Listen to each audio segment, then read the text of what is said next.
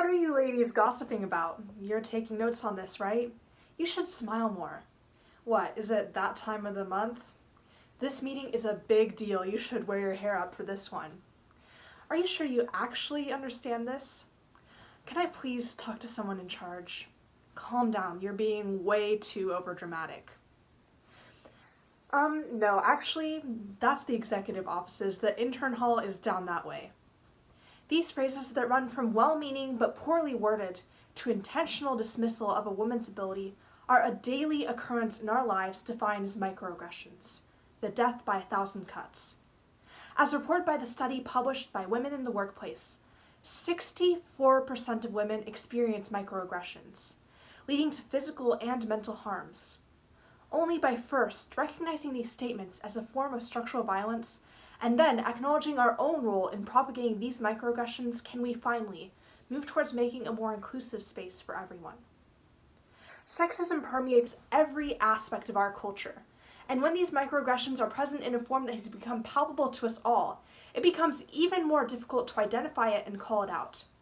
We've all seen the classic Valley Girl accent play out in pop culture. Brittany from Daria, Cher from Clueless, and most of the main female characters in Heathers all share the hallmark quavering voice that peaks up in intonation at the end of the sentence. This phenomenon is actually something that speech pathologists refer to as uptalk.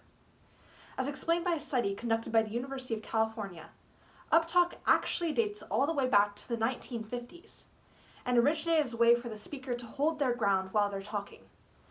Graduate student Amanda Rachar explains that by placing emphasis on the end of the sentence, women employ a technique called foreholding, where an interruption is anticipated and then quickly held off because of the way that the sentence was worded.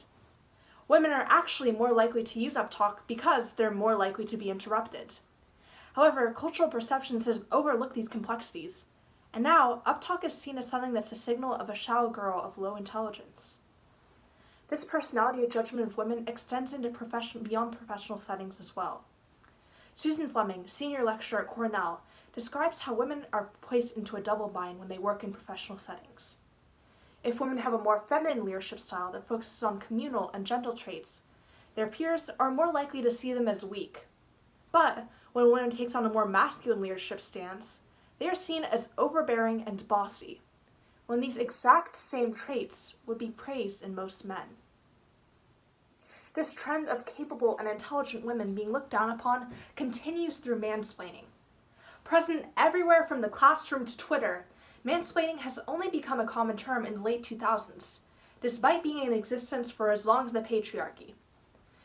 In her book entitled, author Kate Mann explains that there are numerous societal components that all combine and work together to make mansplaining a mainstay in today's society. The first is the assumption made on the part of the man that the woman automatically doesn't know as much as he does.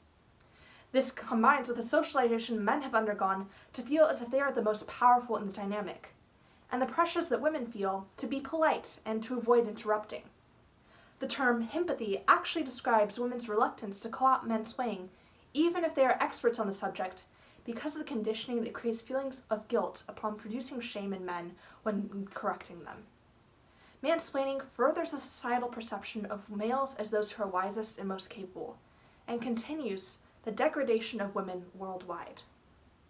When motifs of sexism are present throughout society, internalized misogyny becomes commonplace and places even more undue pressure upon women.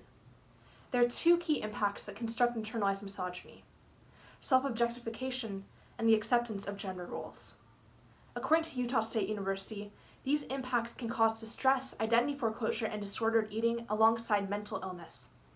The idea that women can avoid the impacts of sexism if they conform to societal standards causes a turn towards harsh beauty standards and a forced perception of other women as competition. Allowing for sexism to go unnoticed when it isn't the overt form creates harsh impacts on all genders that go unnoticed and soon become the new status quo. When women are subject to misogyny on a daily basis, the physical and emotional impacts are devastating. For starters, negative stereotyping harms women's careers by making them less likely to join traditionally male-dominated fields, and less likely to be offered leadership positions across all jobs. Research from Psychology of Women Quarterly found that experiences of sexism shared similar symptoms to PTSD and made women more likely to turn to binge drinking and smoking. Double standards and societal stereotypes make the chances of mental illness due to sexism higher. And sexism that seems indirect leads directly to real-world violence. Because according to the University of Sussex, sexism directly contributes to rape culture and makes violence against women seem excusable. These impacts grow beyond the individual scale and manifest themselves on the international and global stages. In the United States, this is seen through the lack of female representation in politics. The Democratic primaries this year had one of the most diverse candidate pools we've seen in recent years. But a Washington Post analysis revealed that covert sexism was still a driving factor in candidate selection. Utilizing a scale of hostile sexism, the study placed primary voters into 4 categories, ranging from least to most sexist. Then, the votes were broken down and analyzed within each quartile. Elizabeth Warren, the top female candidate, was neck and neck with Biden for votes amongst the least sexist quartile. However, this percentage of votes dropped by about 30% when the most sexist quartile was analyzed. Additionally, a Utah State University study found that women who experienced higher levels of internalized sexism were more likely to support candidates who promoted sexist ideals when voting. These factors act as barriers to a representative government, hurting our democracy as well as global soft power. Exclusion of women is mirrored on a global scale as well. Stereotypes that cause the devaluation of women leave them out of crucial discussions and cause the whole world to suffer for it. Numerous studies have noted that having women become involved in discussions for peace leads to better and more conclusive outcomes. But only 9% of negotiators in UN peace processes have been women. When women are excluded from these discussions, issues that directly impact marginalized groups are ignored or swept under the rug completely, and it becomes more difficult for sustainable peace in these regions to be created. The most difficult thing about addressing everyday sexism is that it seems normal for each and every single one of us. But by training ourselves to call out ourselves and others when we feed into sexist actions, it becomes easier to break down the barriers that women face, step by step. Asking the perpetrator questions that call for clarification or explanation of the sexist act is a way to resolve conflict without making the other person feel like they're being interrogated or attacked, thus making them more susceptible to educating themselves instead of turning into a one-sided argument. Additionally, for women, coping with internalized sexism can involve reaching out to a mental health professional or beginning to break down the idealized version of women that society has constructed. These small actions may not feel very life-changing, but they eventually lead to tangible changes in the lives of women everywhere.